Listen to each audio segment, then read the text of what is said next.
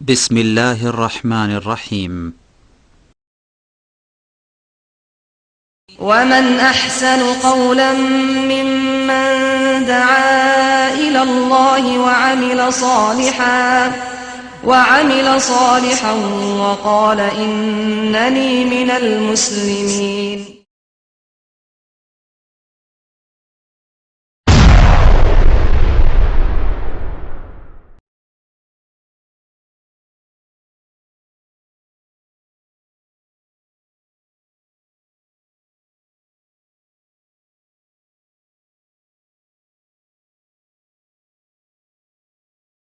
السلام عليكم ورحمة الله وبركاته. إن الحمد لله نحمده ونستعينه ونستغفره ونعوذ بالله من شرور أنفسنا ومن سيئات أعمالنا من يهده الله فلا مضل له ومن يضلله فلا هادي له وأشهد أن لا إله إلا الله وحده لا شريك له وأشهد أن محمدا عبده ورسوله صلى الله تعالى عليه وعلى آله وصحبه وسلم تسليما كثيرا. أما بعد فإن خير الحديث كتاب الله وخير الهدي هدي محمد صلى الله عليه وسلم وشر الأمور محدثاتها وكل محدثة بدعة وكل بدعة ضلالة وكل ضلالة في النار. أعوذ بالله من الشيطان الرجيم. بسم الله الرحمن الرحيم. وما آتاكم الرسول فخذوه وما نهاكم عنه فانتهوا. মহান আল্লাহ সমস্ত প্রশংসা যে আল্লাহ পাক রব্বুল আলামিন তাঁর দিন নাজিল করেছেন প্রিয় নবী মুহাম্মদুর রাসূলুল্লাহ সাল্লাল্লাহু আলাইহি সাল্লামের উপর। সে আল্লাহরই সমস্ত প্রশংসা যে আল্লাহ পাক তাঁর দিনের পবিত্র কিতাব হিসাবে কোরআনুল করিমকে নাজিল করেছেন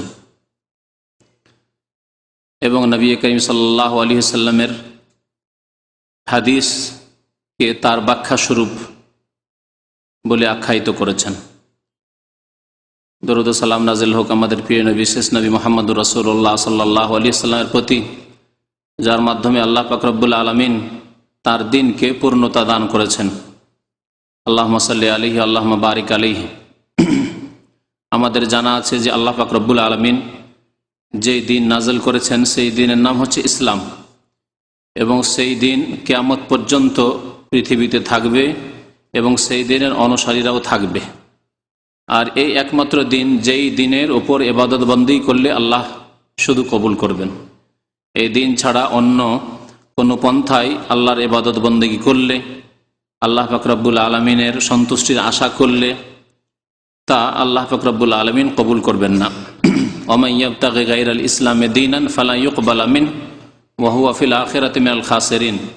যে ব্যক্তি ইসলাম ছাড়া অন্য কোনো পথ অবলম্বন করবে, অন্য কোনো দিনের মাধ্যমে আল্লাহর সন্তুষ্টি চাইবে, ওয়ামান ইয়াবতাগি গায়রাল ইসলামে দীনান, ইসলাম ছাড়া অন্য জীবন বিধান কেউ যদি সন্ধান করে এবং তার ওপর দিয়ে সে আল্লাহ রাব্বুল আলামিনের সন্তুষ্টি পেতে চায়, ফালা ইউকবালা মিনহু, আল্লাহ তা কখনো গ্রহণ করবেন না।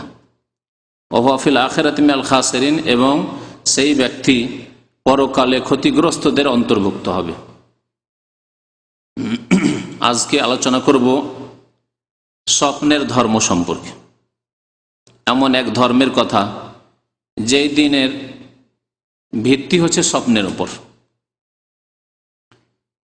এ সম্পর্কে জানার আগে আমাদের জেনে রাখতে হবে যে ইসলামের উৎস, দ্বীনে ইসলামের বিধিবিধান, আকিদাই হোক আর আহকাম হোক, মাসলা মাসাইল হোক আর বিশ্বাসের বিষয়গুলি হোক, সমস্ত বিষয়ের উৎস হচ্ছে,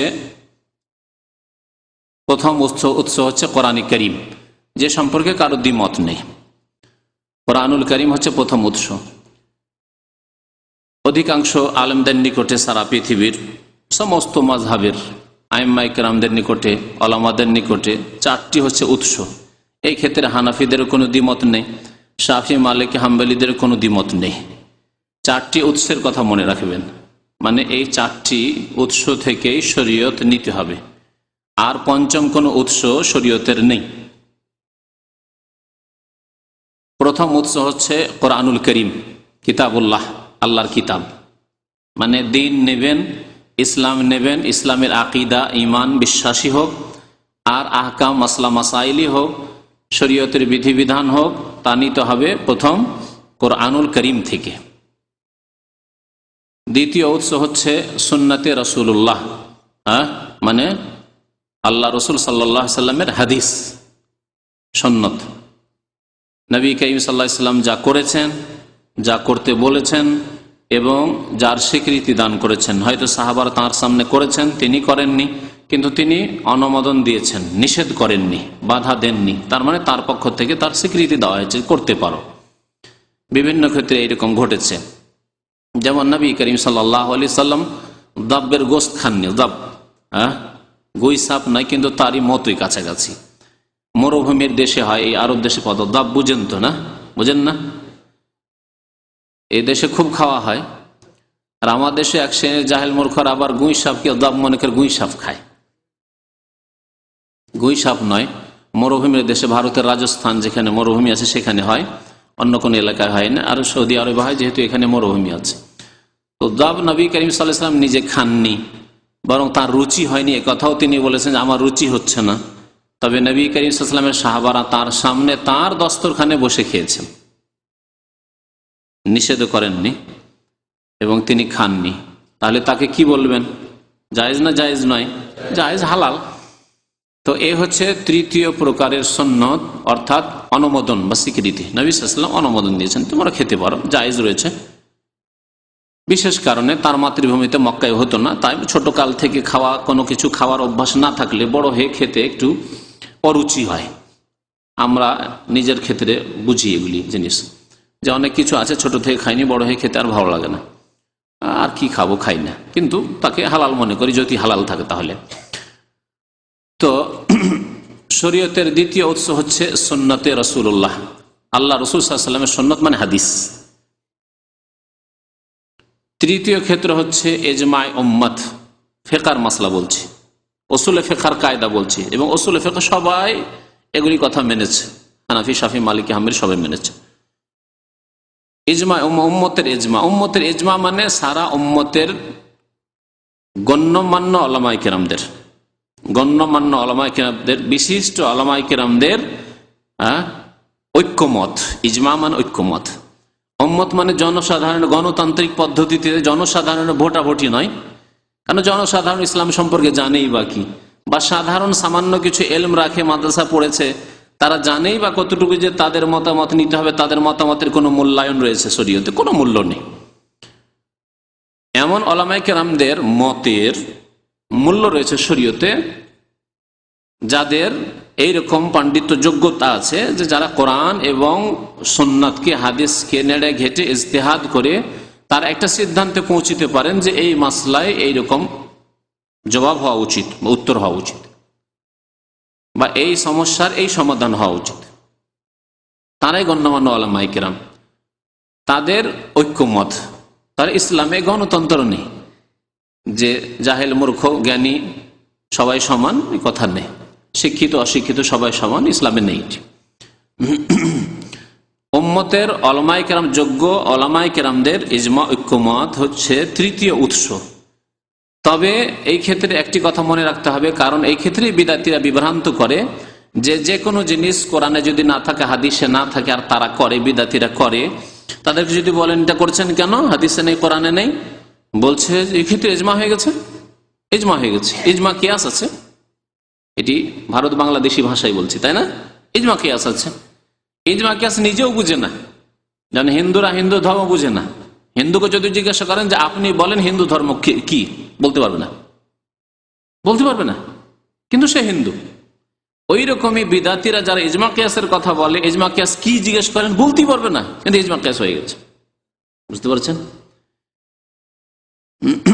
তো এইরকম ধর্ম মুসলমান মানলে হবে না, যে যা বুঝি না আবার তা দোহাই দিই, হিন্দুদের মতো। তো ইজমা যোগ্যতা উলামায়ে কেরামদের ঐক্যমত, কিন্তু এমন কি হতে পারে যে কোরআন এবং হাদিসে এমন বিষয় রয়েছে স্পষ্ট, তার বিরুদ্ধে ইজমা ঐক্যমত হয়েছে আলেমদের, এটা হতে পারে? আপনাদের যুক্তিতে জিজ্ঞাসা। ওই ইজমা মানে ঐক্যমত বললাম, আর উম্মত মানে উলামায়ে কেরাম, উম্মতের মধ্যে উলামায়ে কেরাম যারা, তাদের উম্মতের ইজমা এর নাম। তো উম্মতের ওলামায়ে কেরামরা এমন কোন সিদ্ধান্ত নিতে পারেন যেটি কোরআনের বিরোধী, হাদিসের বিরোধী হতে পারে? এটা অসম্ভব কথা, অসম্ভব কথা। তাহলে এইরকম এজমার কেউ যদি দাবি করে তার মিথ্যুক, এবং এইরকম এজমা ঐক্যমত কোনোদিন হয়নি আর হতেও পারে না, যে কোরআনেও নেই হাদিসও নেই আর নতুন করে কিছু গড়িয়ে দিয়ে বললো যে আমাদের এজমা হয়ে গেছে, সারা পৃথিবীর ওলামারা একমত হয়ে গেছে। এরকম বাস্তবেও হয়নি, আর এটি অসম্ভব, যুক্তিতে অসম্ভব, ঠিক না?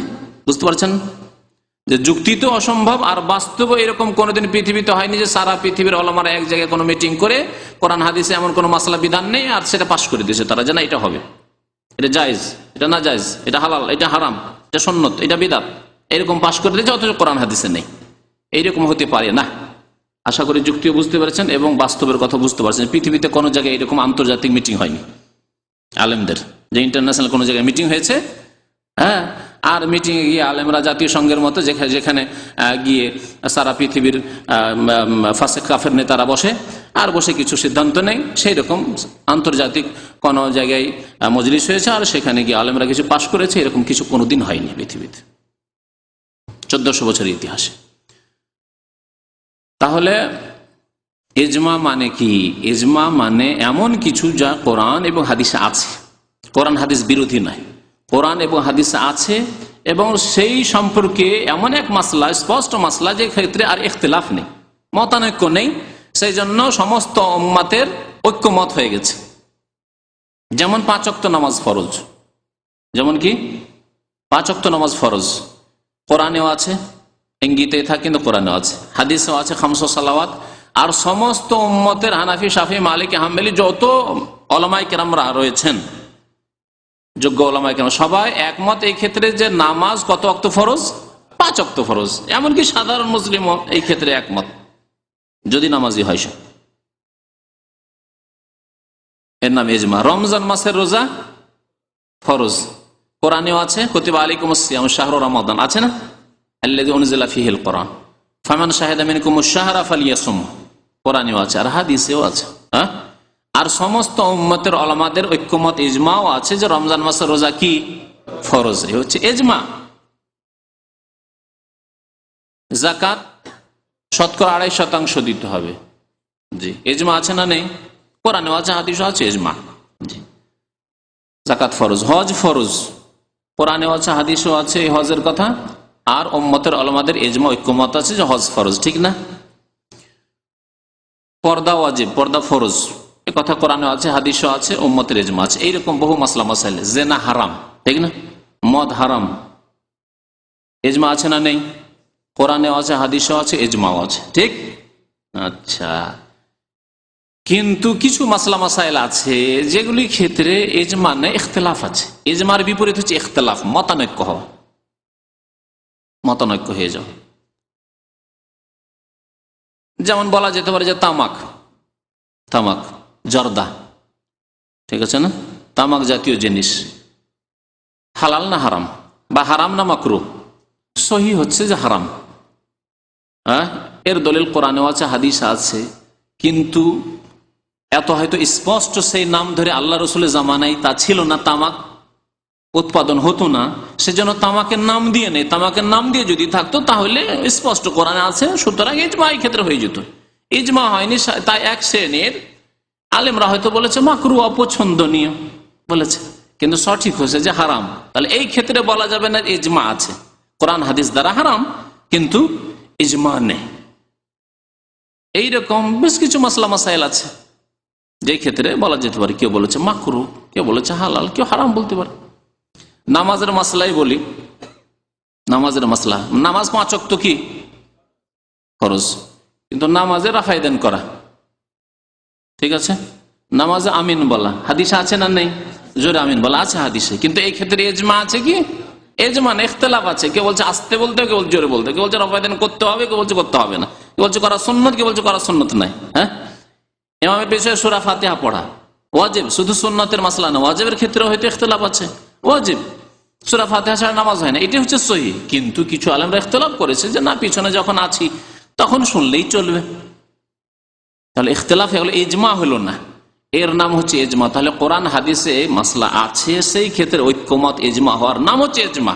কিন্তু এমন কোন মাসলা পৃথিবীতে নেই মুসলমানদের মধ্যে যে কোরআনেও নেই, হাদিস নেই, কোরআন হাদিস বিরোধী এজমা হয়ে গেছে। যেমন বিদাতিরা বলে যে 4 মযহাবের এক মযহাব মানা ফরজ। যখন জিজ্ঞাসা ফরজ, তাহলে তো ফরজ তো আল্লাহ করবেন তার রাসূলের মাধ্যমে।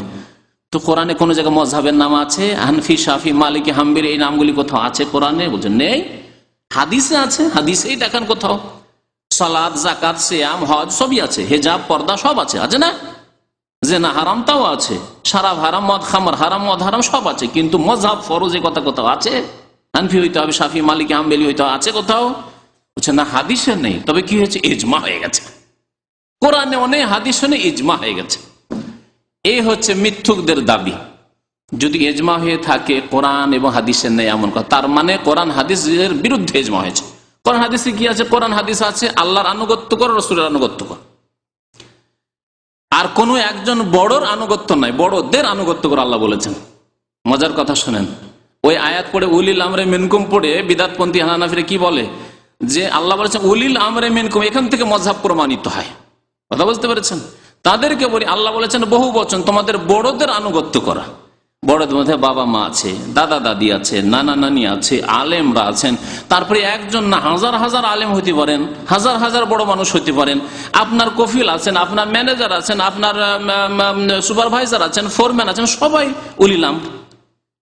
আপনার রাষ্ট্রের রাষ্ট্রপতি আছেন, প্রধানমন্ত্রী আছেন, আপনার বাদশাহ আছেন, এই দেশে আছেন, এখানকার বাদশাহ আছেন, উলিল আমর, সবাই উলিল আমর। যেমন আপনার বাবার আদেশ মানতে হবে, মায়ের আদেশ মানতে হবে, তেমন রাষ্ট্রীয় নেতার আদেশ মানতে হবে, যতক্ষণ জায়েজ কথা বলবে, না জায়েজ হারাম কথা না বলেছে। তাহলে সবাই উলিল আমরের মধ্যে। আলেমদের কথা, যে কোনো আলেমের কথা মানতে হবে যদি আল্লাহ এবং রসুলের কথা বলে, যে কোনো আলেমের কথা, একজন নয়। তাহলে উলিল আমর দিয়ে শুধু আবু হানিফাই কেমন করে প্রমাণ হইল, বা শাফিঈ কেমন করে প্রমাণ হইল, বা মালিক আর ইমাম আহমদ বিন হাম্বলি কেমন করে প্রমাণ, তা তো হইল না। একজন বা 4 জন তো হলো না। আর 4 জন বলছে 4 জনের একজনকে নিতে হবে, 4 জনও একসাথে নেওয়া যাবে না। কথা বুঝতে পারছেন? 4 জন দেখেন ছুটে গেছে, 4 জন একসাথে 4 জনকে মানা যাবে না, বলছে একটা মানতে হবে। এসবগুলি সব ভিত্তিহীন কথাবার্তা যা মযহাবপন্থী বিদাতিরা বলে থাকে যে তোমাকে মুসলমান হওয়ার সাথে সাথে আরেকটা লেভেল লাগাইতে হবে, হয় হানফি লেভেল লাগাও, আর না হয় শাফি লেভেল লাগাও, না হয় মালিকি লেভেল লাগাও, না হয় হাম্বলি লেভেল লাগাও। আবার তারপরে যারা পীরপন্থী সুফিবাদে বিশ্বাসী তারা বলে তার সাথে আরেকটা লেভেল লাগাইতে হবে, তরিকতের লেভেল লাগাইতে হবে। আপনি চর্মনাই, না শস্যি, না আপনি ফুলতলি, না আপনি ফুরফুরা, না আটরসি, না ভান্ডারি, না আপনি কাদেরি, না চিস্তি, না মুজাদ্দিদি, না নকশবন্দি, না আর কিছু, এই কোন একটা লাগাইতে হবে। এগুলো বিদাতদের কথা। যদি জিজ্ঞাসা করেন কোথায়, বলছি এগুলো যুগ যুগ ধরে ইজমা হয়ে গেছে আলেমদের যে কোনো একটা লাগাইতে হবে। এরা হচ্ছে মিথ্যুক দিনের নামে। আল্লাহ বলছেন ওর চাইতে বড় জালেম কেউ নেই, মিম্মান কাযাবা আলাল্লাহ, যে ব্যক্তি আল্লাহর সম্পর্কে, আল্লাহর দিন সম্পর্কে মিথ্যা কথা বলেছে, যেগুলি কোরআনেও নেই, হাদিসেও নেই, আর ইজমা হওয়ার দাবি যারা মিথ্যা দাবি করেছে, এদের চাইতে বড় জালেম ওমান আযলাম মিম্মান কাযাবা আলাল্লাহ, মিম্মান ইফতারা আলাল্লাহি কাযিবান, আল্লাহ সম্পর্কে মিথ্যা তারা গড়ে নিয়েছে আল্লাহর দিন সম্পর্কে, তাদের চাইতে বড় জালেম নেই। তো কথা হচ্ছে যে ইজমা সম্পর্কে এই বলতে গিয়ে তো একটু লম্বা করে দিলাম। আর একটি জিনিস হচ্ছে কিয়াস। কিয়াস মানে এই নয়, কিয়াস মানে সাধারণ ভাষা বলছে যুক্তি। কিয়াস মানে এইরকম যুক্তি নয় যে কোরআনেও নেই, হাদিসেও নেই, আর আপনি যুক্তি পেশ করেন না এটা যুক্তিযুক্ত, এটা যুক্তিসঙ্গত, সেজন্য এটা মানবো, এটার নাম শরীয়ত না, এইরকম নাম নয় কিয়াসের। কিয়াস হচ্ছে যে কোরআন এবং হাদিসে একটা স্পষ্ট মাসলা আছে, সেই মাসলার উত্তর বা সমাধান কোরআন হাদিসে আছে। আর একটা জিনিস আছে যেটার স্পষ্ট উত্তর পাওয়া যায়, নতুন একটা কিছু সমস্যা এসছে, সেই সমস্যার সমাধান কোরআন হাদিসে নেই, কিন্তু যেই নতুন সমস্যা দেখা গেছে সেই সমস্যার ওই পুরাতন সমস্যা, যেই সমস্যার সমাধান কোরআন স্পষ্ট বা হাদিসে স্পষ্ট আছে, তার সাথে সাদৃশ্যতা আছে, একই রকমের। সুতরাং ওই হুকুমটি, যেই হুকুমটি কোরআন হাদিস স্পষ্ট, সেই হুকুমটি, সেই বিধানটি ফিট করে দেওয়া কার ওপর? নতুন সমস্যার ওপর, এবং ওই সমাধান দেওয়া, এর নাম হচ্ছে কিয়াস।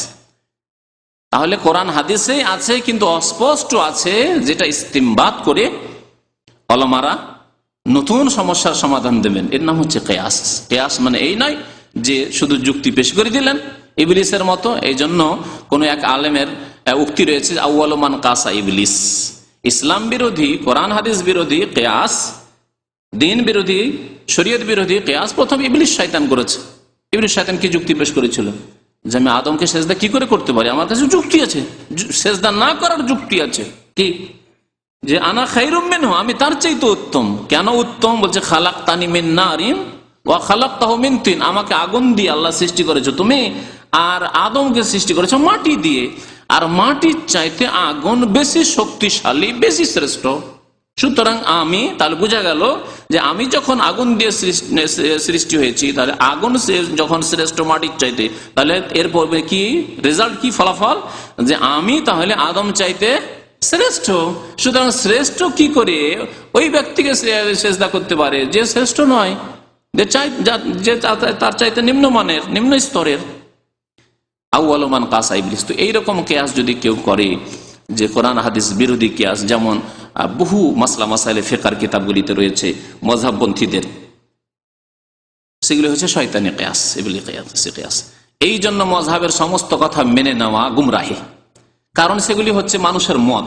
মানুষের মতের মধ্যে যেগুলি ভুল আছে অবশ্যই ছেড়ে দেওয়া ফরজ, আর যেগুলি সহি কথা, আল্লাহ রসুলের কথাই বলেছেন ইমাম আবু হানিফা, শাফি, মালিক, আহমদ, সেগুলি অবশ্যই নেওয়া ফরজ, কারণ সেগুলি তাদের মন গড়া কথা নয়, আল্লাহ রসুলের কথা। বুঝতে পারছেন তো আশা করি? তাহলে তাদের কথা, আইম্মায়ে কেরামদের কথা, মযহাবের কথা, যেগুলি আল্লাহ এবং রসুলের কথার অনুকূলে, সেগুলি অবশ্যই নেওয়া জরুরি। আর যেগুলি কোরআন হাদিস বিরোধী, তাদের কিতাবাদিতে রয়েছে, তাদের কিতাব, তাদের নামে যে সব কিতাব লেখা হয়েছে, তাদের মযহাবের নামে যেসব কিতাবাদি লেখা হয়েছে, অনেকের কিতাবই নেই, আবু হানিফা রাহমাতুল্লাহ যেমন নিজের লেখা কিতাবই নাই, কিন্তু তার নামে বহু কথাই লেখা হয়েছে। কোনটা যে তিনি বলেছেন আর কোনগুলি তিনি বলেননি বা স্বীকৃতি তিনি আল্লাহ পাকই ভালো জানেন, কিন্তু তার নামে, তার মযহাবের নামে চালিয়ে দেওয়া হয়েছে। তাহলে সেগুলি ছেড়ে দিতে হবে, ছেড়ে দেওয়া ফরজ, যেগুলি শরীয়ত সম্মত নয়, কোরআন এবং হাদিস সম্মত নয়। চারটি বিষয় বললাম, কোরআন কারীম আর হাদিস, ইজমা আর কিয়াস, এই চারটি হচ্ছে শরীয়তের উৎস, এটুকু জেনে নেন। এরপরে পঞ্চম কোনো উৎস নেই, উম্মতের উলামায়ে কেরামরা বলেননি। আর পঞ্চম উৎস বলেননি যে স্বপ্ন উৎস। কেউ যদি স্বপ্ন দেখে তার উপর আমল করলে সে নাজাত পাবে, দুনিয়ায় সুখী হবে, আখিরাতে সুখী হবে, আল্লাহ সন্তুষ্টি হাসিল করবে, এইরকম কথা আলেমরা কেউ বলেননি। কারণ মানুষের স্বপ্ন আল্লাহর পক্ষ থেকে হইতে পারে, আর শয়তানের পক্ষ থেকে হতে পারে। আবার দিনে যেসব কথাবার্তা চিন্তা করে সেসব কথাই রাত্রে দেখতে পারে। তিন রকম স্বপ্ন দেখে থাকে। স্বপ্নের বিষয়ে বেশি বিস্তারিত আলোচনা করা যাবে না, তবে এতটুকু জেনে রাখা ভালো যে অনেক সময় আল্লাহর পক্ষ থেকে স্বপ্ন হয়, নিজে দেখে অথবা আপনার জন্য অন্য কেউ দেখে। আর অনেক সময় শয়তান আপনাকে পেরেশান করার জন্য, আপনার বাবা মারা গেছে, আপনার মা মরে গেছে, আপনি নিজেই মরে গেছেন, বুঝতে পারছেন? তারপরে আপনাকে সাপে কামড় দিতে আসছে, দংশন করতে আসছে, এসব দেখে ঘাবড়িয়ে যায় অনেকে, আর ঘাবড়িয়ে গিয়ে পেরেশান হয়ে যায়, সারা দিন রাত পেরেশান থাকে, হয় না এরকম? তো শয়তানের পক্ষ থেকে অনেক সময় মুমিন বান্দায় কষ্ট দেওয়ার জন্য এরকম স্বপ্ন দেখে থাকে। আবার স্বপ্ন খেয়ালি পোলাও হয়। খেয়ালি পোলাও মানে সারাদিন কোনো মেয়ের খেয়াল করেছেন, বিয়ে শাদী করতে যাবে না, আমার গ্রামে একটা মেয়ে আছে, কলেজে পড়ে, ওই মেয়েটার পিছনে সব সারাদিন ওই চিন্তা করতে আছে, রাত্রে ওই মেয়েটাকে দেখছেন, দেখবেন না? তো সারাদিন চিন্তা করে তো রাত্রে দেখবেনি। বলছি তাহলে আল্লাহর পক্ষ থেকে মেয়েটাকে যখন রাত্রে দেখছি, তাহলে আল্লাহর পক্ষ থেকে নাকি? না, আল্লাহর পক্ষ থেকে না, সারাদিন ওই খেয়াল করেছেন, সেই জন্য দেখছেন আপনি। দিনে যেসব নেশা করবেন বারবার করে, আপনি যেদিকে আপনার ধ্যান যাবে, মন যাবে, সেসব কথা রাত্রে আপনি ঘুমে দেখবেন। এটা হচ্ছে মানুষের স্বভাব। স্বপ্নে এরকম দেখা যায়। যে কোনো ধ্যান, টাকা পয়সার জন্য যদি করেন তাই দেখবেন। কারোর সাথে লড়াই ঝগড়া করেছেন বা টেনশন আছেন, রাত্রে দেখবেন যে তার সাথে মারামারি চলছে, দেখেন ওইরকম অনেক সময় এইরকম ঘটনা। একজন এইরকম হয়েছে, টেনশন চলছিল, একই জায়গায় চাকরি করে, টেনশন চলে, আর রাত্রে তাকে বিকট আকারে দেখে, আর দেখেতে এসে ভয় পেয়ে যায়। দিনে একটু টেনশন চলে, ঝগড়া হয়, দ্বন্দ্ব হয়, আর রাত্রে তাকে দেখে এমন যে তাকে মারতে আসছে, দেখে আরো ঘাবড়িয়ে যায়। তো বলবেন যে এটা আল্লাহর পক্ষ থেকে নাকি? না, সব আপনি রাত্রে, দিনে খেয়াল করছেন, রাত্রে ওইসব দেখছেন। তো তিন রকম স্বপ্ন। তাহলে বোঝা গেল যে কোনটা স্বপ্ন আল্লাহর পক্ষ থেকে, কোনটা শয়তানের, বলা যাবে না। সেই জন্য স্বপ্নের ওপর নির্ভর করা যাবে না। আপনার দৈনন্দিন ক্ষেত্রেও নির্ভর করা যাবে না, আর শরীয়তের ক্ষেত্রে তো যাবেই না। শরীয়তের ক্ষেত্রে শুধুমাত্র আম্বিয়াদের স্বপ্ন হচ্ছে ওহী, আম্বিয়া কেরামগণের স্বপ্ন হচ্ছে ওহী। ইব্রাহিম আলাইহিস সালাম স্বপ্ন দেখলেন, তার স্বপ্ন আপনার স্বপ্ন মতো না, তার স্বপ্ন ওহী। তিনি স্বপ্ন দেখলেন আন্নী আযবাহুকা, বলছেন ছেলেকে যে আমি জবাই করছি, হে ইসমাইল তোমাকে জবাই করছি। ফানজুর মাজা তারা, তোমার মত কি? বলছেন ইয়া আবাতি ফাল মা তুমার, যা আল্লাহর আদেশ হয়েছে আপনি করে ফেলুন। ছেলেও জানছে যে আব্বা যখন স্বপ্নে দেখছেন তাহলে আল্লাহর আদেশ হয়েছে। কিন্তু আমি কি সেই রকম? না, আমাকে শয়তানও বলতে পারে, আপনাকে শয়তান বলতে পারে। বাংলাদেশে এরকম করেছে নাকি গত বছর না তার আগে বছর একজন কে স্বপ্নে দেখেছে যে সে ইব্রাহিম আলাইহিস সালামের মতো নাকি কুরবানি করছে, ছেলেকে দিয়েছে জবাই করে। কি নিজেই করে দিয়েছে ইব্রাহিম খলিলুল্লাহ হওয়ার জন্য? বক্তৃতা শুনে সুবহানাল্লাহ।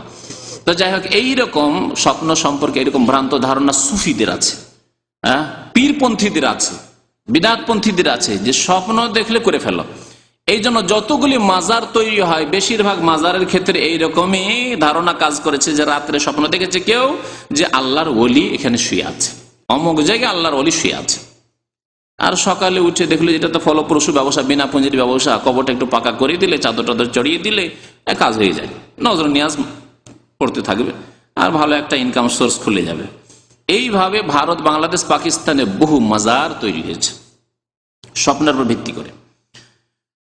তো স্বপ্নের ধর্মের মধ্যে কবর পূজার ধর্মটি স্বপ্নের ধর্ম, শিরকি ধর্ম। আর তবলিগি ধর্ম যেটি, সেটি স্বপ্নের ধর্ম। তবলিগি ধর্ম স্বপ্নের ধর্ম। কেমন করে স্বপ্নের ধর্ম তা আপনাদেরকে শোনাবো। তাদের দুটি কিতাব আপনাদের সামনে আছে, একটি হচ্ছে ফাজাইলে দুরুদ শরীফ, ফাজাইলে দুরুদ শরীফ, আর একটি হচ্ছে ফাজাইলে হজ। আর বাকিগুলি ফাজাইল আমলে নয়, ফাজাইলে নামাজ, ফাজাইলে জিকির, ফাজাইলে তবলিগ, হেকায়েতে সাহাবা আর পাস্তিকা এলাজ, এই সবগুলি যা আছে ওগুলি ইনশাআল্লাহ তাআলা অন্য সময় দেখানো হবে। কিন্তু এই দুটি কিতাব থেকে দেখাবো স্বপ্নের ধর্ম হচ্ছে তাবলিগ জামাত। স্বপ্ন ধর্ম হচ্ছে তাবলিগি জামাত, সেটি দ্বীনে ইসলাম নয়, সেটি হচ্ছে স্বপ্নের ধর্ম। প্রথম কথা এই স্বপ্ন দিয়ে এই তাবলিগ জামাত শুরু হচ্ছে। আর এই ঘটনা তারা কোনো কিতাবে লিখে না, তারা মুখে মুখে বর্ণনা করে। যারাই চিল্লা যায় তাদেরকে এই ঘটনা শোনানো হয় যে আমরা এই তবলিগ কোত্থেকে পেয়েছি জানেন? এই তবলিগ সরাসরি রাসূলুল্লাহ সাল্লাল্লাহু আলাইহি ওয়াসাল্লাম আমাদেরকে দিয়েছেন। এই বয়ান করা হয় তাদের বয়ানগুলিতে। কেমন ভাবে দিয়েছেন? তারা বলে থাকে যে ইলিয়াস সাহেব মদিনা মুনাওয়ারায় ছিলেন, মসজিদে নববীতে জাগ্রত অবস্থায়। আবার কেউ কেউ বয়ান করে জাগ্রত অবস্থায়, আর কেউ বলে যে তিনি নিদ্রার অবস্থায় ছিলেন। স্বপ্ন যোগে পেয়েছেন, আর কেউ বলে জাগ্রত অবস্থায়। কারণ এই সুফিদের নিকটে, বিদআতপন্থীদের নিকটে নবী নাকি শুধু নিদ্রায় নয়, স্বপ্নে নয়, জাগ্রত অবস্থায় এসে তাদের সাথে কথাবার্তা বলেন। এইরকম ধারণাও তাদের আছে। এই জন্য তাদের দুইটি বর্ণনা আছে। কেউ বলে জাগ্রত অবস্থায় আল্লাহ নবী এসে সাক্ষাৎ করেন, আল্লাহ নবীর সাথে মোলাকাত হয়ে যায়। আর কেউ কেউ বলে যেন স্বপ্ন যোগে নবী সাল্লাল্লাহু আলাইহি সাল্লামকে দেখেন ইলিয়াস সাহেব। নবী সাল্লাল্লাহু আলাইহি সাল্লাম উঠে চলে এসে ইলিয়াস সাহেবের কাছে মসজিদে নববীতে এসে বলছেন, ইলিয়াস তুমি এখানে কেন ঘুমাও? তুমি এত গাফিলতিতে আছো। আর ভারতের অবস্থা কি হচ্ছে? হিন্দুরা বিস্তার লাভ করলো, আর যারা মুসলিম আছে তারাও মুরতাদ হয়ে যাচ্ছে, আর সব বেনামাজি হয়ে যাচ্ছে, বেদিন হয়ে যাচ্ছে, দিন নেই, ধর্ম নেই, পর্দা নেই, কিচ্ছু নেই। কি করছো এখানে বসে বসে? যাও তুমি, আমার আদেশে তুমি যাও ওই ভারতে। আর বিশেষ করে ভারতের ওই গ্রামের নাম নিয়ে নাকি নবী সাল্লাল্লাহু আলাইহি ওয়াসাল্লাম বলেছেন, যে গ্রাম থেকে সারা পৃথিবীর প্রথম তবলিগ আজকে থেকে ৬০-৬৫ বছর আগে শুরু হয়। সেই গ্রামের নাম হচ্ছে মেওয়াত। গ্রামের নাম হচ্ছে মেওয়াত। তাদের কিতাবাদের ভূমিকাতে পাবেন। মেওয়াত এই গ্রামটি হচ্ছে হরিয়ানার একটি গ্রাম, যেখান থেকে প্রথম ইলিয়াস সাহেব তবলিগ শুরু করেন। এই তবলিগ জামাতের চিল্লা প্রথম ওইখান থেকে শুরু হয়। যা ওই মেওয়াতে হয়েছিল, কিছু লোক, রহস্যের কথা, কিছু লোক এই মযহাবপন্থী, তারা হানাফি ছিল, সেখান থেকে কোরআন হাদিসের অনুসারী হয়ে গেছিল, আহলে হাদিস হয়ে গেছিল, যার ফলে তাদের মাথার ব্যথা। এই জন্য বলা হচ্ছে তবলিগ জামাত ইসলামের তবলিগ নয়, দুটি জিনিসের তবলিগ।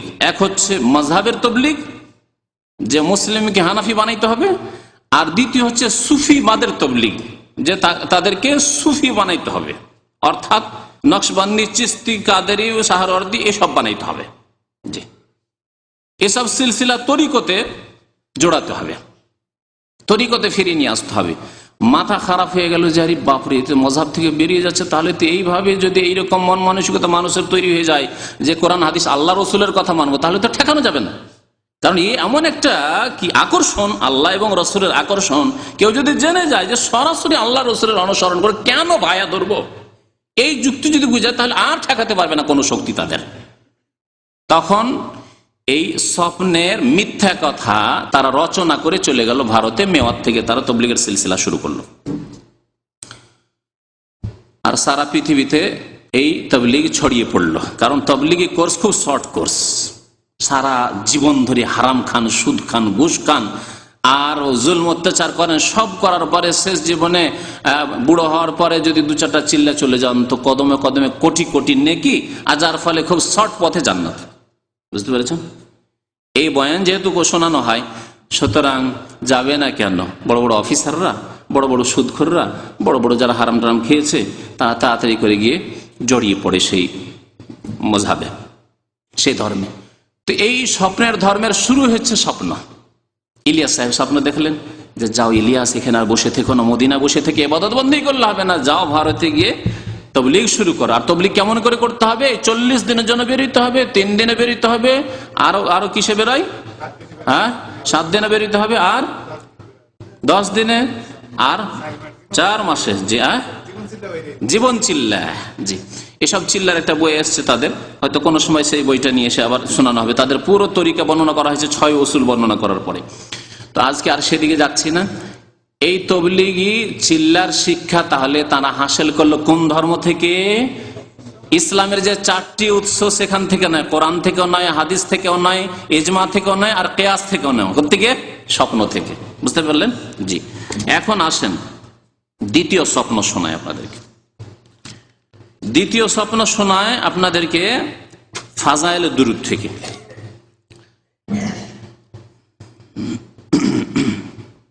বলছেন প্রিয় মাহবুব সাল্লাল্লাহু আলাইহি ওয়াসাল্লাম কর্তৃক, মানে নবী সাল্লাল্লাহু আলাইহি ওয়াসাল্লামের পক্ষ থেকে, হযরত জামি রহমতুল্লাহ আলাইহিকে মদিনায় যাইতে নিষেধ করার কিচ্ছা। হযরত জামি যে পারস্য দেশের এক বিদাতি ছিল, তাকে নবী সাল্লাল্লাহু আলাইহি ওয়াসাল্লাম নিষেধ করেছেন, মদিনা আসবে না তুমি, মক্কা এসে হজ করতে, মদিনা আসবে না তুমি, মদিনা আসবে না তুমি। সরাসরি নবী সাল্লাল্লাহু আলাইহি ওয়াসাল্লাম নিষেধ করছেন। কিভাবে? স্বপ্ন যোগে। আমিরকে, মদিনা মক্কার গভর্নরকে স্বপ্ন দেখিয়ে, মক্কার গভর্নরকে আমিরকে স্বপ্ন দেখিয়ে, স্বপ্নের ধর্ম। আর তার প্রতি আমলও করছে সে আমির। বলছে এই ফাজাইল কিতাব সমূহ লিখিবার জামানায় তারপরে তিনি যে শিরকি কবিতাগুলি লিখেছেন, এর লেখক সম্পর্কে বলে দিই। ফাজাইল আমলের লেখককে জাকারিয়া সাহেব। এই জাকারিয়া সাহেব ইলিয়াস সাহেবের খাস শিষ্য শাগির্দ মুরিদ।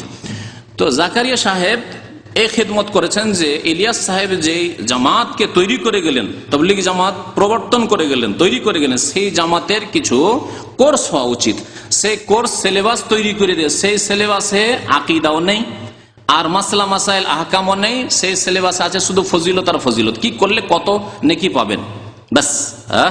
সেটা কিছু কোরআনের আয়াতও আছে, কিছু সহিহ হাদিসও আছে, কিছু জাল হাদিস, জয়ীফ হাদিস আছে, কিছু জাল মিথ্যা হাদিস আছে, আর কিছু কিস্সা কাহিনী, স্বপ্ন আছে, আর বহু শিরকিয়া শিরক বিদাত আছে। এ সবগুলি মিলে হচ্ছে ফাজাইল আমল। আর বলতে হবে কি? ফাজাইল আমলের খোলাসা বললাম যে কোরআনের আয়াতও আছে, সহিহ হাদিসও আছে, জয়ীফ হাদিসও আছে, জাল হাদিসও আছে, কিস্সা কাহিনীও আছে, স্বপ্নও আছে, আর শিরক বিদাতও আছে। জি। আর ইনশাআল্লাহ তাআলা সবগুলি দেখতে পাবেন এই ফাজাইল আমলে। তো যখন ফাজাইল আমলের ফাজাইলে দুরুদ লিখার ইচ্ছা করলেন জাকারিয়া সাহেব, তখন খুব বেশি স্বপ্ন দেখতে লাগলেন। এমনি তো স্বপ্ন দেখেন, কিন্তু খুব বেশি স্বপ্ন দেখতে লাগলেন। আর বারবার নাকি নবী সাল্লাল্লাহু আলাইহি সাল্লাম যখনই স্বপ্ন যোগে সাক্ষাৎ করছেন, তখনই বলছেন যে হে জাকারিয়া, যখনই ফাজাইলে দুরুদ লিখবে অবশ্যই কবিতা লিখবে। আল্লাহর নবী যে কত কবিতা ভালোবাসতেন, কত যে কবিতা ভালোবাসতেন, কোরআন হাদিস চাইতো নাকি ভালোবাসতেন আল্লাহ পাক ভালো জানে। বিদাতীদের কথা যে হে ইলিয়াস, হে জাকারিয়া, যখনই তুমি ফাজাইলে দুরুদ লিখবে, কি লিখবে? অবশ্যই কবিতা লিখবে। অথচ কবিতা সম্পর্কে আর কবিদের সম্পর্কে আল্লাহ পাক কি বলেছেন শুনবেন? একটু শোনাই দিই। আল্লাহ পাক রব্বুল আলামিন সূরা শুআরার শেষ দিকে, শেষ আয়াত, 3-4টি আয়াত শেষ দিকে আল্লাহ বলছেন ওয়াশ-শুআরাউ ইয়াত্তাবিউহুমুল গাউন, কবিগণ বা কবিরা যারা কাব্য রচনাকারী, ইয়াত্তাবিউহুমুল গাউন, তাদের অনুসরণ করে পথভ্রষ্টরা। মানে তারা কত পথভ্রষ্ট যে তাদের অনুসারীরা পথভ্রষ্ট। বুঝতে পারলেন? কবিরা কি করে? ইয়াত্তাবিউহুমুল গাওয়ুন, তাদের অনুসরণকারীরা হচ্ছে আল গাওয়ুন, পথভ্রষ্ট গোমরাহ। আল্লাহ বলছেন কেন জানো? আলাম তারা আন্নাহুম ফি কুল্লি ওয়াদিন ইয়াহিমুন, তুমি কি কোনোদিন দেখনি কোনো কবিকে, যে কবি রাস্তা রাস্তায় আর মাঠে মাঠে আর বিভিন্ন উপত্যকায়, পাহাড় পর্বতে আর নদীর কিনারা কিনারায় পাগলের মতো ঘুরে বেড়ায়? নদীর একটা দৃশ্য দেখলো, আর এই পানি বয়ে যাচ্ছে খল খল করে, একটা কবিতা রচনা করে দিল। পাহাড়ের একটা দৃশ্য দেখলো, পর্বতের একটা দৃশ্য দেখলো, বৃষ্টির একটা দৃশ্য দেখলো, মুষলধার বৃষ্টির কাব্য রচনা করে দিল। হ্যাঁ, আমাদের ছোট নদী আঁকে বাঁকে চলে, আছে না? হ্যাঁ, তো এইরকম হচ্ছে কবিরা। আল্লাহ বলছেন আলাম তারা আন্নাহুম ফি কুল্লি ওয়াদিন ইয়াহিমুন, দেখলো একটি সুন্দরী যুবতীকে দেখলো, দেখার পরে এত ভালো লাগলো, তার মাথার চুল থেকে পা পর্যন্ত কোনখান কি তিলকে তাল করে সাজিয়ে দিল কবিতায়। এগুলি করে না কবিরা? তাই করে। গানে কি পান? গানে তো এগুলি পান। হ্যাঁ, ওর চুল কত সুন্দর, তার মাথা কত সুন্দর, তার নাকটা কত সুন্দর, তার পাগুলি কত সুন্দর, এগুলি তো থাকে গানে। আল্লাহ বলছেন যে প্রত্যেক উপত্যকা, আলাম তার আন্নাহুম ফি কুল্লি ওয়াদিন, প্রত্যেক উপত্যকা মাঠে মাঠে ইয়াহিমুন, পাগলের মতো ঘুরে বেড়ায়। আর কি করে তারা? ওয়া আন্নাহুম ইয়াকুলুনা মা লা ইয়াফআলুন, আর কবিরা এমন এমন ভালো কথাও বলে, কিন্তু ভালো আমল করে না। তারা কথা বলে একরকম আর করে আর একরকম। হয় লম্পট তারা, কিন্তু অনেক সময় ভালো ভালো কথাও বলে। ওয়া আন্নাহুম ইয়াকুলুনা মা লা ইয়াফআলুন ইল্লাল্লাযীনা আমানু, আল্লাহ বলছে তবে অল্প কিছু লোক আছে যারা ঈমানদার, এরকম শিরকওয়ালা নাই, ঈমানদার। সাহাবায়ে কেরামদের মধ্যে দুই একজন সাহাবী, হাসান বিন সাবিত ছিলেন যেমন, রাদিয়াল্লাহু তাআলা আনহু।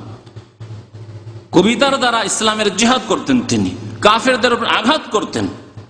নবী করিম সাল্লাল্লাহু আলাইহি ওয়াসাল্লাম বললেন, হাসান বিন সাবিত, এই কাফেররা আমার কুৎসা গায়, আমার পরিবারের কুৎসা গায়, মুসলিম নারীদের কুৎসা গায়, তুমি এদের জবাব দাও।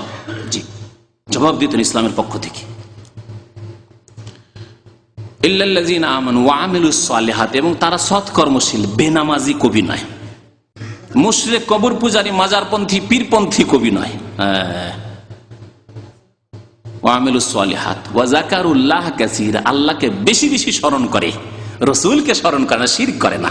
আর এখানে আছে রাসূল, তারাহাম ইয়া নবী আল্লাহ তারাহাম জামাহজুরি বারাউন, হে আল্লাহর নবী, আপনি মেহেরবানি পূর্বক একটু দয়া ও রহমের দৃষ্টি নিক্ষেপ করুন। কার কাছে চাইছে রহমত? রসুলের কাছে। তাহলে এরা হলো ইল্লাল্লাযীনা আমানু না আশরাকু, ওয়া আমিলুস সালিহাত না সাইয়্যাত, ওয়া যাকারুল্লাহ, আল্লাহর জিকির করলো না যাকারুন নবী। দেখলেন, আল্লাহ বলছেন ওই রকম কবিদের কথা যারা ইসলামিক কবি, মুসলিম কবি, যারা ইসলামের খেদমত করেছে, জিহাদ করেছে, যাকারুল্লাহ কাসীরা, আল্লাহকে খুব বেশি বেশি স্মরণ করেছে। ওয়ান্তাসারু মিন বাদি মা যুলিমু, তাদের উপর জুলম অত্যাচার হওয়ার পরে তারা প্রতিশোধ নিয়েছে ইসলামের কাব্য রচনা করে, তারা কবিতার দ্বারা তারা প্রতিশোধ নিয়েছে কাফেরদের কাছ থেকে। জি, তো দেখেন স্বপ্নের ধর্মের কথা, দেখেন কি স্বপ্ন দেখছেন জাকারিয়া সাহেব। বলছেন যে এই ফাজাইলের কিতাব সমূহ লিখিবার জামানায় এই অধম স্বয়ং অথবা কোনো সময় অন্য বন্ধুদের কিছু কিছু স্বপ্ন, একবার স্বপ্ন না, নিজেও এবং অন্যান্য বন্ধু বান্ধবরা স্বপ্ন দেখছেন, এবং সুসংবাদ হাসিল হইয়াছে। সুসংবাদ হাসিল হয়েছে মানে স্বপ্নের মাধ্যমে সুসংবাদ হাসিল হয়েছে। কেমন করে জানলেন যে সুসংবাদ? কারণ স্বপ্ন তিন প্রকার হতে পারে। আপনি সারাদিন খেয়াল করছেন কি লিখবো, তখন আসে শয়তান, আসছে, আসার পরে বলছে যে কিস্তা লিখো, না ওই লিখো, কাসিদা লিখো, কবিতা লিখো। আর কবিতাও কোনটি? ওই জামি সাহেবের সিরকি কবিতা। শয়তান এসে, ইবলিশ শয়তান হয়তো আপনাকে শিরকের দিকে নিয়ে যাচ্ছে। শয়তান এদেরকে নিয়ে খেলা করেছে। ইবলিশ শয়তান তাদেরকে এমন খেলা করেছে যে এত বড় বড় আলেম হওয়া সত্ত্বেও তাদেরকে শিরকে ডুবিয়ে দিয়েছে। বহুদিনের খেদমতের সাথে সাথে তাদেরকে শিরকে ডুবিয়ে দিয়ে একবার জাহান্নামের রাস্তায় নিয়ে চলে গেছে। বড় আফসোসের কথা। তাদের খেদমত অবশ্যই কিছু আছে, কিন্তু শিরক দিয়ে সমস্ত খেদমতকে ধ্বংস করে দিয়েছে ইবলিশ শয়তান। বলছেন যে কিছু স্বপ্ন এবং সুসংবাদ হাসিল হইয়াছে। এই ফাজাইলে দুরুদ বই লিখিবার সময় এক রাতে আমাকে স্বপ্নের মধ্যে আদেশ করা হইল। দেখলেন, স্বপ্নে আদেশ হয় এদের কাছে।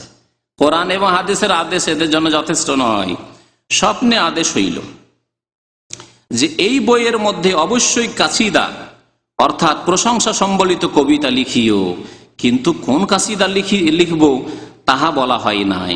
তবে এই অধমের দেমাগে স্বপ্নের মধ্যে অথবা দুই স্বপ্নের মধ্যভাগে জাগ্রত অবস্থায় এই ধারণা আসিল, নিজে খেয়াল করতে লাগলেন, স্বপ্নে খেয়াল করতে লাগলেন অথবা স্বপ্ন থেকে জেগে দুই স্বপ্নের মাঝখানে, মানে দুইবার স্বপ্ন দেখছে, মধ্যখানে খেয়াল করছে যে হতে পারে সেই কাসিদাই হতে পারে।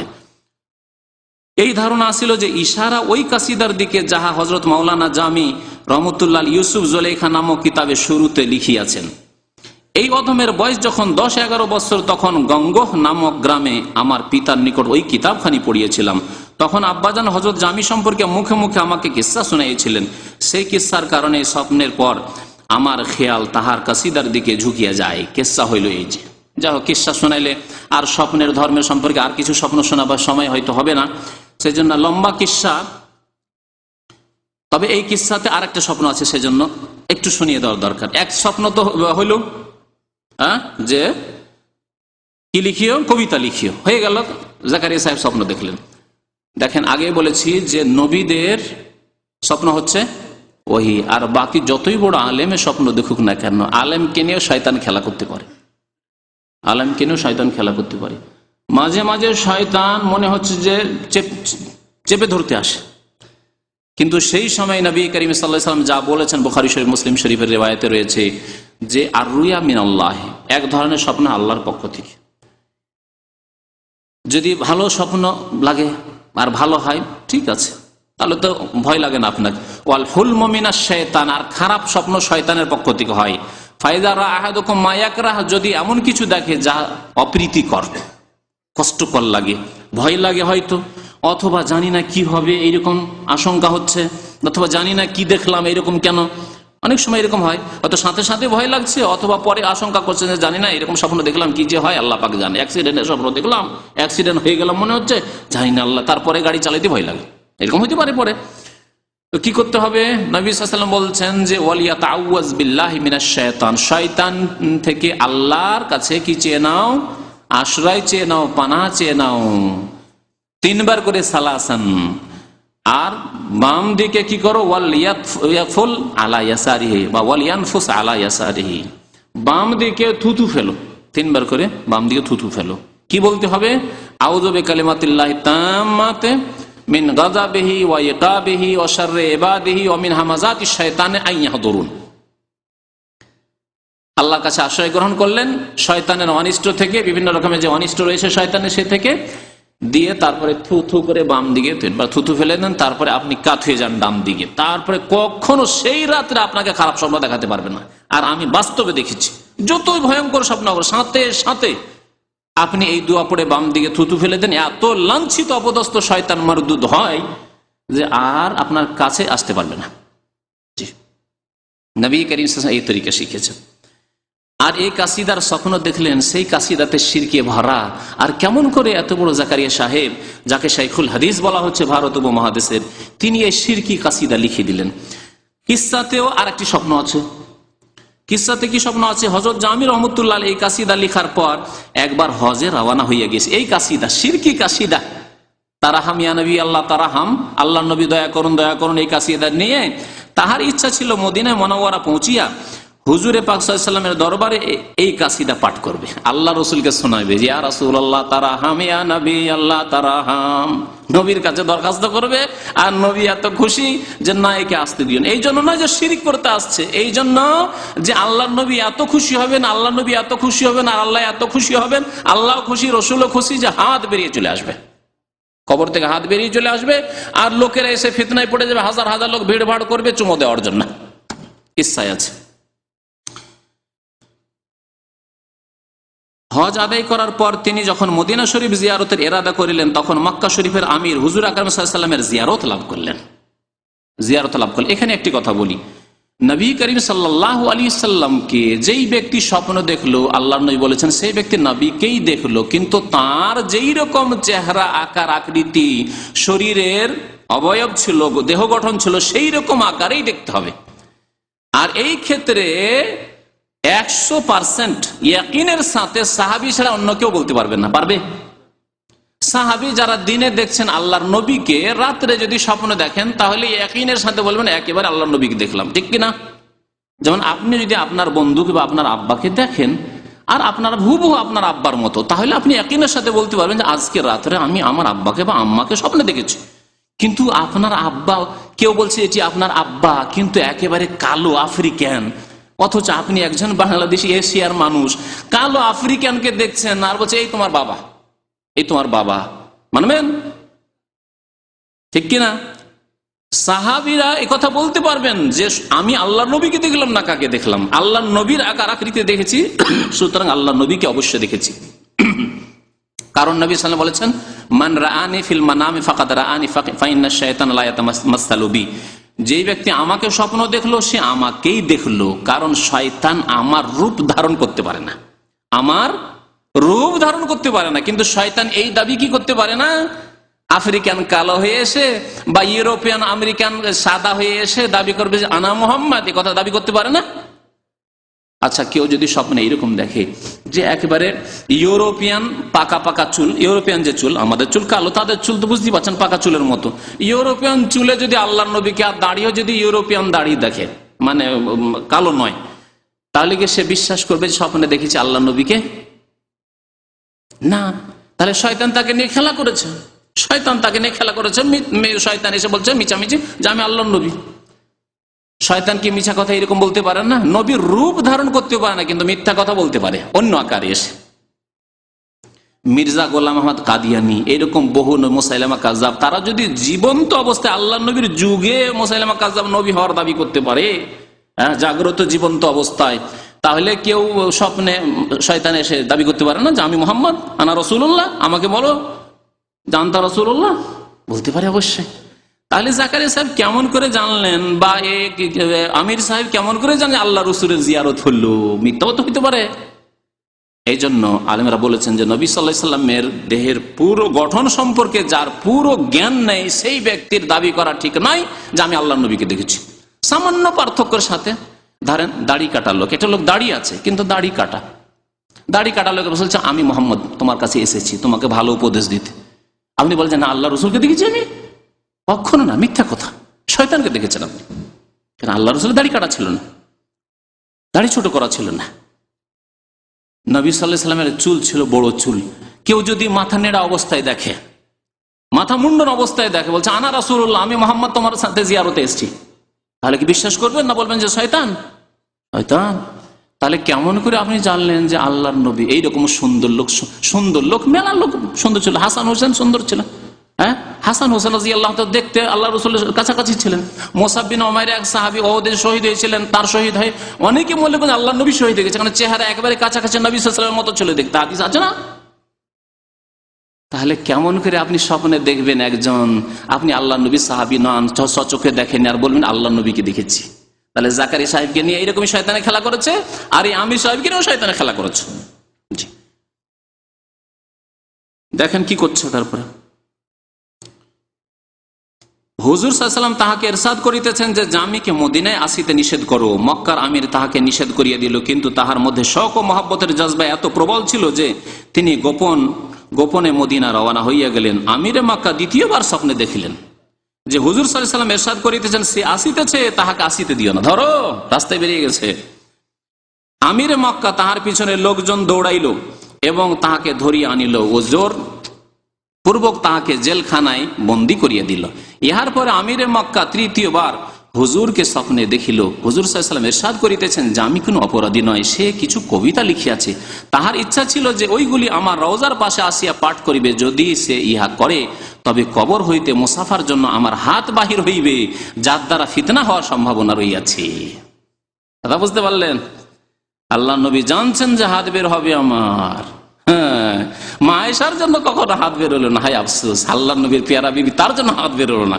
আবু বকর সিদ্দিক, সবচেয়ে প্রিয় ব্যক্তি নবী সাল্লাল্লাহু আলাইহি ওয়াসাল্লামের, আবু বকর সিদ্দিক মা আয়েশার বাবা, তার জন্য হাত বের হলো না। হাসান হোসেনের জন্য এত প্রিয় নাতি, তার জন্য হাত বের হলো না। কোন সমস্যার সমাধানের জন্য ইশারা ইঙ্গিত আসলো না, এত ঝামেলা হলো। উসমান রাদিয়াল্লাহু তাআলার জন্য সালাম মুসাফার জন্য কখনো হাত বেরিয়ে এলো না, মজলুম হয়ে শাহাদাত বরণ করলেন মদিনায়, কোনো পরামর্শ আসলো না। আর এদের জন্য হাত বেরিয়ে আসবে, যেহেতু শিরক করতে এসছে, শিরিক করতে এসে যেন হাত বেরিয়ে আসবে। ইহার পর আমিরে মক্কা তাহাকে জেল হইতে বাহির করিয়া বহুত ইজ্জত ও সম্মান প্রদর্শন করিলেন এই কিস্সা আমার শোনা এবং স্মরণ থাকার মধ্যে কোনো সন্দেহ নেই, তবে বর্তমানে আমার দৃষ্টিশক্তি দুর্বল আর অসুস্থতার জন্য কোন কিতাবে দেখিয়া হাওয়ালা দেবার সামর্থ্য নেই। হ্যাঁ, পাঠকদের মধ্যে যদি কেউ কোনো কিতাবে এই ঘটনা পাইয়া থাকেন তবে আমার জীবিত অবস্থায় আমাকে নিশ্চয় জানাবেন, আর আমার মৃত্যুর পর হইলে কিতাবে টিকায় লিখিয়া দেবেন। কিতাবে থাকলেই হইল। আমার দেশের ধর্ম কেমন, জাকারি সাহেবের ধর্ম এরকমই, কোন কিতাব আছে লিখে দেবেন, হাদিসে থাক আর নাই থাক, আর কোরআনে থাক আর নাই থাক, কোন কিতাবে থাকলে টিকায় দিয়ে দিবেন। তাহলে দেখলেন স্বপ্নের ধর্ম, স্বপ্নের মাধ্যমে সবকিছু হচ্ছে। জি আচ্ছা, কবিতার কিছু অংশ শুনিয়েছি, আর একটা লাইন শোনাই। না আখের রহমাতুল্লিল আলামিনী আজ মাহরুমানে চেরা গাফিল নাশিনী। বহুগুলি শিরক রয়েছে, তার মধ্যে এই আর একটা শিরকি লাইনের তর্জমা করি।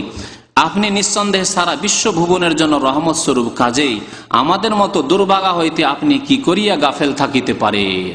কাকে বলছে?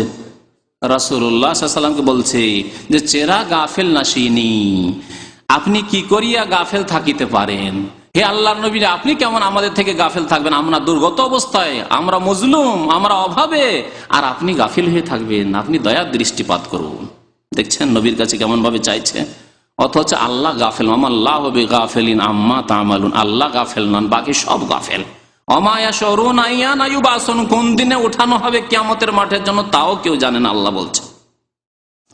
এইভাবে বহু শিরকি কথাই রয়েছে। আজকে শিরকের বিষয় নিয়ে আলোচনা করব না, শিরকের বিষয় নিয়ে অন্যদিন আলোচনা করব। আজকে স্বপ্নের ধর্ম প্রমাণ করি যে তাবলীগ জামাত হচ্ছে স্বপ্নের ধর্ম।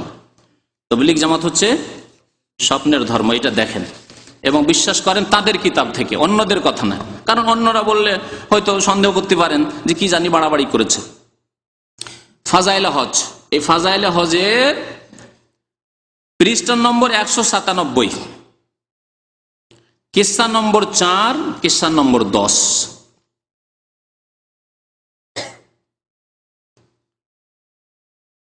কিস্সা নম্বর 4 শোনায়। কিস্সাগুলি অনেকগুলি আবার বড় বড় রয়েছে। হযরত মালিক বিন দিনার বলেন, আমি হজে রওনা হইয়াছিলাম, পথিমধ্যে একজন যুবককে দেখতে পাই যে সে পয়দাল যাইতেছে। পয়দাল বুঝছেন তো না? পয়দাল যাইতেছে, যে তবলিগি ভাইয়ের বাংলা। তাহার নিকট কোন সওয়ারিও নাই, খাদ্যদ্রব্য নাই। আমি তাহাকে সালাম করিলাম, সে উত্তর দিল। আমি জিজ্ঞাসা করিলাম, হে যুবক, তুমি কোথা হইতে আসিতেছ? সে বলিল, তাহার নিকট হইতে। সে বলিল, তাহার নিকট হইতে। আমি জিজ্ঞাসা করিলাম, কোথায় যাইতেছ? সে উত্তর করিল, তাহার নিকট। আমি জিজ্ঞাসা করিলাম, খাদ্য সামগ্রী কোথায়? উত্তর করিল, তাহার জিম্মায়, সব তাহার। বলিলাম, সামান ব্যতীত তো চলে না, কি আছে বলো? সে বলিল, আমি সফরের শুরুতে 5টি হরফকে পাথেয় স্বরূপ নিয়েছি। আমি সফরের শুরুতে 5টি হরফকে পাথেয় স্বরূপ মানে সম্বল স্বরূপ নিয়েছি। কাফ, হা, ইয়া, আইন, সাদ। সূরা মারইয়ামের প্রথমে আছে না, কাফ, হা, ইয়া, আইন, সাদ। আমি বললাম, উহার অর্থ বুঝে আসিল না, বুঝতে যে পারলাম না যে কাফ, হা, ইয়া, আইন, সাদ নিয়েছো তুমি। যুবক বলিল, কাফ অর্থ কাফি, যথেষ্ট। কাফ অর্থ হচ্ছে কাফি, আল্লাহ যথেষ্ট। দেখছেন কিরকম ব্যাখ্যা, কোরআনের ব্যাখ্যা, যা কোনো মুফাসসিরও জানেননি, নবী সাল্লাল্লাহু আলাইহি ওয়াসাল্লামও বলেননি, সাহাবারাও জানেননি এই তাফসীর। কাফ অর্থ যথেষ্ট, আর হা, তারপর হা আছে অর্থ হাদি, মানে পথ প্রদর্শক, আল্লাহ রাস্তা দেখাবেন, হয়ে গেল। তারপর ইয়া আছে, ইয়া অর্থ ঠিকানা দাতা, ইয়া অর্থ ঠিকানা দাতা, জানি না কোথা থেকে অর্থ করলো, আওয়াই আবি থেকে করলো হয়তো। তারপরে আইন আছে, আইন অর্থ আলেম, সর্বজ্ঞানী। কাফা, ইয়া, আইন। আইন অর্থ আলেম, অর্থাৎ আল্লাহ সবকিছু জানছেন, আমার কি অবস্থা, আমার আবার খাবার দাবার নেওয়ার কি প্রয়োজন, আল্লাহ যখন জানবেন নামিয়ে দিবেন, খাবার দিয়ে দিবেন। দেখছেন কেমন আল্লাহ ভরসা। এইরকম ইসলামে আল্লাহ ভরসা আছে নাকি? এইরকম আল্লাহ ভরসা করে তবলিগি ভাইদের সৌদি আরবে আসা উচিত নয়, গালফে আসা উচিত নয়, ইউরোপ আমেরিকা যাওয়া জায়েজ নয় তাদের জন্য। তারা আল্লাহর হস্তে বাংলাদেশে বসুক, আল্লাহ যখন দেখবে যে খাবার নেই, খাবার ওদের বাড়িতে নামিয়ে দেবে, দরকার কি? তারপর আবার ও বকচা বকচি ওসব বাঁধার দরকারটা কি, যে খাবার দাবার চাল ডাল বেঁধে নিয়ে যে তাও বাঁধার দরকার নেই। যেখানে আল্লাহ দেখবে যে তবলিগি ভাইরা খেতে পায়নি, সেখানে তবলিগি ভাইদেরকে আল্লাহ খাওয়াই দিবে। এসব ওসিলা বাঁধার দরকার কি, ঠিক না?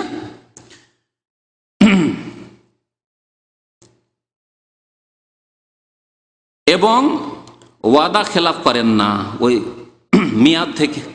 তারপরে কি আছে? হ্যাঁ, সদ অর্থ। আইন অর্থ আলেম, সর্বজ্ঞানী। সদ অর্থ সাদেক, সত্যবাদী। তাহলে সত্যবাদী তিনি যথেষ্ট হিদায়াত দানকারী, ঠিকানা দাতা, সর্বজ্ঞানী এবং ওয়াদা খেলাপ করেন না। দেখলেন কাফ হা ইয়া আইন সাদের তফসির, সুন্দর তফসির জেনে নিলেন, যেই তফসির কোথাও পাবেন না আপনি কোরআন হাদিসে। সেই জাত থাকিতে আবার ভয় কিসের, মানে সে আল্লাহ থাকতে ভয় কিসের? হযরত মালিক রাহমাতুল্লাহ বলেন, তার কথা শুনিয়ে আমি তাহাকে আপন কুর্তা দিয়ে দিতে চাই। সে অস্বীকার করিয়া বলল, নিজের জামা খুলে দিতে চায়, অস্বীকার করলো। বড় মিয়া, দুনিয়ার কুর্তার চেয়ে উলঙ্গ থাকা ভালো। দুনিয়ার কুর্তার চাইতে উলঙ্গ থাকা ভালো। জি, জায়েজ উলঙ্গ থাকা? শরীয়তের মাসলা ফিকহ হানাফি মাযহাবের ইলিয়াস সাহেবের, জাকারি সাহেবের ফিকহর মাসলাতে হেদায়েতে বেকায়েতে কুদরতে আছে উলঙ্গ থাকা হারাম। শুধু উলঙ্গ না, যদি কেউ রান খুলে হাঁটুর উপরে কাপড় নিয়ে যায়, নাভির নিচে নিয়ে যায়, তাও হারাম। এই কথা হানাফি মাযহাবে ফিকহর কিতাবে আছে। কোনটা নিবেন? ফরজ তরক হয়ে গেল। জি, আবার তাদের বিদাতি পরিভাষায় 130 ফরজের এক ফরজ গেল। 30 ফরজ না 32 ফরজ? 130 ফরজের এক ফরজ গায়েব। আচ্ছা, তারপরে দেখেন, সে জাত থাকিতে আবার ভয়। হযরত মালিক রাহমাতুল্লাহ বলেন, হ্যাঁ, কুর্তা দিতে চায়, সে অস্বীকার করিয়া বলিল, বড় মিয়া, দুনিয়ার কুর্তা চেয়ে উলঙ্গ থাকা ভালো। হালাল বস্তু সমূহের হিসাব দিতে হইবে, আর হারাম মালের জন্য ভোগ করিবে আযাব। রাত্রির অন্ধকারে সেই যুগ আসমানের দিকে মুখ করিয়া বলিল, হে জাতে পাক, বান্দা ইবাদত করিলে যিনি সন্তুষ্ট হন, আর পাপ করিলে যাহার কোনো ক্ষতি নাই, আমাকে ওই জিনিস দান করুন যাহাতে আপনার কোনো ক্ষতি নাই। তারপর লোকজন এহরাম বাঁধিয়া লাব্বাইক বলিতে লাগিল, কিন্তু সে লাব্বাইক বলিল না। সে সুন্নত কাজ করলো না, সুন্নতের খেলাপ করলো। মিকাত থেকে সবাই লাব্বাইক বলতে লাগলো, আর এই মিয়া যুবক লাব্বাইক বলল না। আমি জিজ্ঞাসা করলাম, তুমি কেন লাব্বাইক বলিতেছ না? সে বলিল, এই ভয়ে যে আমি লাব্বাইক বলিলে সেই দিক থেকে হইতে লা লাব্বাইক উত্তর আসে নাকি। যদি আল্লাহর পক্ষ থেকে এরকম আসে, লা লাব্বাইক তোমার নেব না, যাও, তুমি গুনাহ করে এসছো, তোমাকে নেব না, তোমার কবুল করবো না, যদি এরকম জবাব চলে আসে, সে লাব্বাইক বলবো না। তো সাহাবাদের এই আশঙ্কা ছিল না? হ্যাঁ, তারা কেন লাব্বাইক আল্লাহুম্মা লাব্বাইক বলতে বলতে মুখ শুকিয়ে দিয়েছিলেন। নবী করিম সাল্লাল্লাহু আলাইহি ওয়াসাল্লামের শ্বাস বন্ধ হয়ে গেছিল, আওয়াজ বন্ধ, বসে গেছিল, আওয়াজ বসে গেছিল নবী করিম সাল্লাল্লাহু আলাইহি ওয়াসাল্লাম লাব্বাইক আল্লাহুম্মা লাব্বাইক বলতে বলতে আরাফা মাঠে। আর এই বিদাতি বলছে যে লা লাব্বাইক যদি আল্লাহর জবাব চলে আসে, তারপর সারাটি আর আসবে বিদাতিদের জন্য, লা লাব্বাইক জবাব আসবে।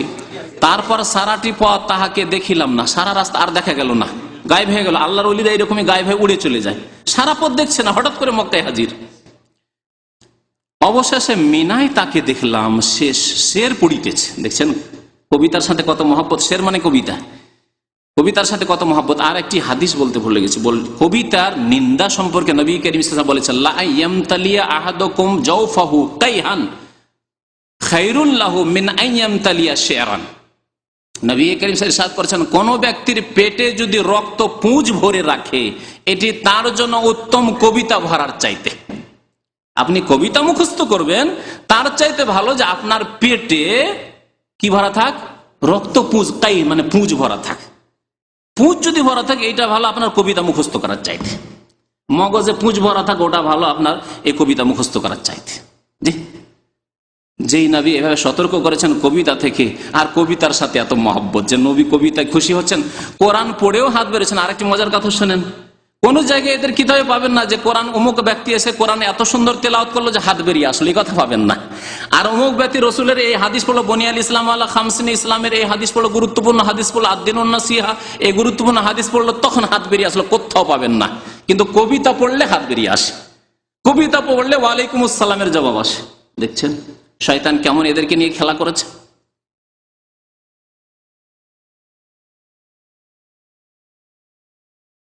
ওই মাহবুব আমার, তারপর বলছেন, তারপর সারাটি পথ তাহাকে দেখলাম, অবশেষে মিনায় তাকে দেখলাম, সে শের পড়িতেছে। তাহার অর্থ এই যে, শেরের অর্থ শুনেন, ওই মাহবুব আমার রক্ত বহাইতে পছন্দ করেন, আমার রক্ত তাহার জন্য হারামের বাহিরেও হালাল এবং হারামের ভিতরেও হালাল।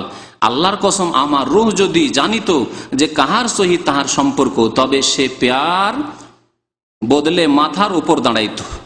সে পায়ের বদলে মাথার উপর দাঁড়াইতো, সে পায়ের বদলে মাথার উপর দাঁড়াইতো। কি জন্য? আল্লাহর কসম, আমার রূহ যদি জানিত যে কাহার সহিত তাহার সম্পর্ক, তবে সে পায়ের বদলে মাথার উপর দাঁড়াইতো। যদি ভালো করে জানতে পারতাম যে আমার মহব্বত কার সাথে, আল্লাহর সাথে না অন্য কারো সাথে, তাহলে আমি আর পায়ের ভরে না দাঁড়িয়ে মাথার ভরে দাঁড়াইতাম। হে তিরস্কারকারীগণ, ওদেরকে বলছেন, তোমরা যদি দেখিতে আমি যাহা দেখিতেছি তবে কখনো তিরস্কার করিতে না। দেখছেন নবীর মতো কথা। নবী সাল্লাল্লাহু আলাইহি ওয়াসাল্লাম বলেছেন, লাউ কুনতুম তা'লামুনা মা আ'লামু, আমি যা জানি তোমরা যদি জানিতে তাহলে তোমরা কম হাসতে আর বেশি কাঁদতে, কখনো হয়তো হাসতে না তোমরা। আর মিয়া বলছে নবীর মতো যে তোমরা যদি জানিতে যা আমি জানি, তোমরা যদি দেখিতে আমি যা দেখি, তাহলে কখনো আমাকে তিরস্কার করিতে না, ঠাট্টা মজা করতে না, এইসব কথা নিয়ে। তারপরে বলছে দেখেন, মানুষ শরীরের দ্বারা বাইতুল্লাহর তওয়াফ করে, তাহারা যদি আল্লাহর জাতের তওয়াফ করিত তবে হারাম শরীফের কোনো প্রয়োজন ছিল না। দেখলেন হারাম শরীফের কি প্রয়োজন? মানুষ জানে না, সেই জন্য এই পাথরের ঘর রাখতে হয়েছে না। পাথরের ঘরে আল্লাহকে দরকারই ছিল না। যদি সত্যি আল্লাহ পর্যন্ত পৌঁছার মতো হইতো, ওই রকম যোগ্যতা হাসিল করতো মুসলিমরা, তাহলে আল্লাহ ঘর রাখতেন না, সরাসরি আল্লাহর তওয়াফ করতো। আরেক জায়গায় কিস্সা লিখেছে, এই বইয়ে আছে, যে এক পীর এসে বলছে, ঠাট্টা করে বিদ্রুপ করে বলছে, ব্যঙ্গ করে, তোমরা আল্লাহর ঘরে পাথরের তওয়াফ করো, আমি তো স্বয়ং আল্লাহর তওয়াফ করি, স্বয়ং আল্লাহর তওয়াফ করি। এই হচ্ছে ফাজাইলে হজের শিক্ষা তালিম। তারপরে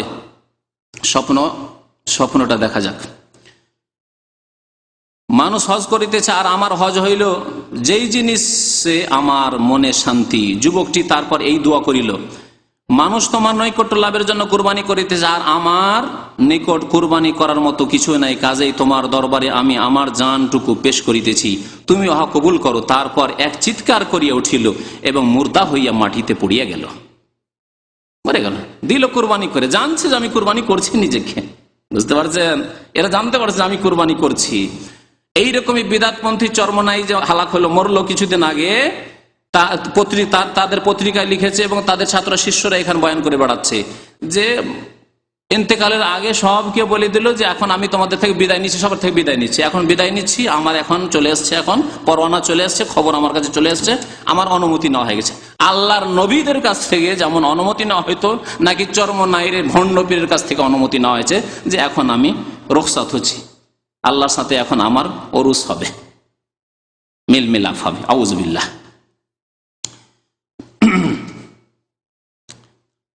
তারপরে বলছেন, তারপর গায়েব হইতে একটি আওয়াজ আসছিল, মরে যাওয়ার পরে গায়েব থেকে একটি আওয়াজ আসলো, ইনি আল্লাহর দোস্ত। গায়েব থেকে এদের আওয়াজ আসে, কোরআন হাদিস লাগে না? গায়েব থেকে জানতে পারে যে কে আল্লাহর দোস্ত, কে জান্নাতি, কে জাহান্নামী, সব জানতে পারে। আল্লাহর জন্য কুরবান হইয়াছে, আল্লাহর জন্য কুরবান হইয়াছে। হযরত মালিক বলেন, আমি তাহার কাফন দাফনের ব্যবস্থা করি, সারা রাত আমি চিন্তাযুক্ত ছিলাম, একটু তন্দ্রা আসিলে আমি তাহাকে স্বপ্নে দেখিয়া জিজ্ঞাসা করিলাম। এই যে স্বপ্নের ধর্ম, এখন শোনেন, স্বপ্নের ধর্ম শোনেন। এ তন্দ্রাতেই সে স্বপ্ন দেখতে লেগেছে, জানাব আপনার সহিত কিরূপ ব্যবহার করা হইয়াছে, জিজ্ঞাসা করছে। সে বলিল, তাহারা কাফেরদের তরবারিতে শহীদ হইয়াছেন, আর আমি মাওলার প্রেমের তলোয়ারে শহীদ হইয়াছি। আল্লাহ নবীর সাহাবারা শহীদ হয়েছেন, 70 জন শহীদ হয়েছেন ওহদের মাঠে কাফেরের তলোয়ারে। হ্যাঁ, সাইয়্যিদুশ শুহাদা যিনি কাফেরের তলোয়ারে শহীদ হয়েছেন, আর আমি কেমন শহীদ? হ্যাঁ, আল্লাহর প্রেমে, ইশকে শহীদ হয়েছে। ইশকে, ইশক সম্পর্কে এর আগে শুনিয়েছি আপনাদেরকে না? ইশক করে এরা, আল্লাহর সাথে বেয়াদবি করে ইশক করে এরা, রসুলের সাথে ইশক করে, হ্যাঁ, আর বিবির সাথে ইশক করে, আর প্রেমিকার সাথে ইশক করে, কিন্তু এরা মায়ের সাথে বাবার সাথে আবার ইশক করে না। কথা বুঝতে পেরেছেন? মায়ের সাথে বাবার সাথে একটু ইশক করো, হ্যাঁ, তা কেন করো না? বোনের সাথে ইশক করো, শাশুড়ির সাথে ইশক করো, তাদের সাথে কেন ইশক করো না?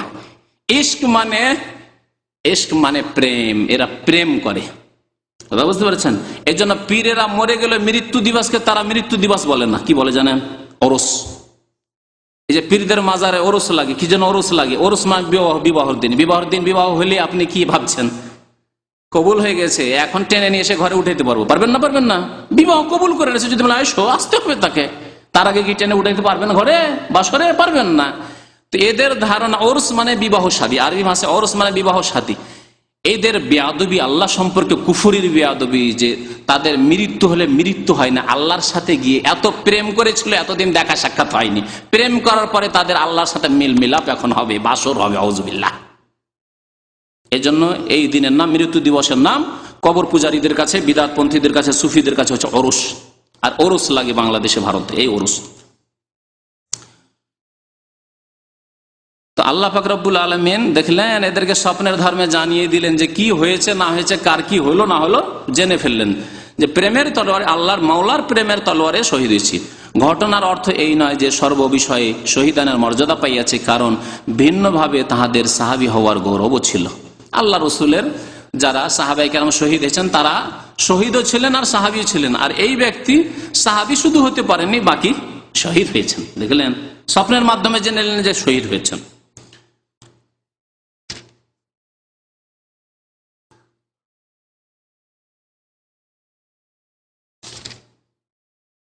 স্বপ্ন, আর একটি স্বপ্ন শোনায়। কিস্সা খুব বড় আছে, লম্বা কিস্সা শোনালে তো সময় লেগে যায়।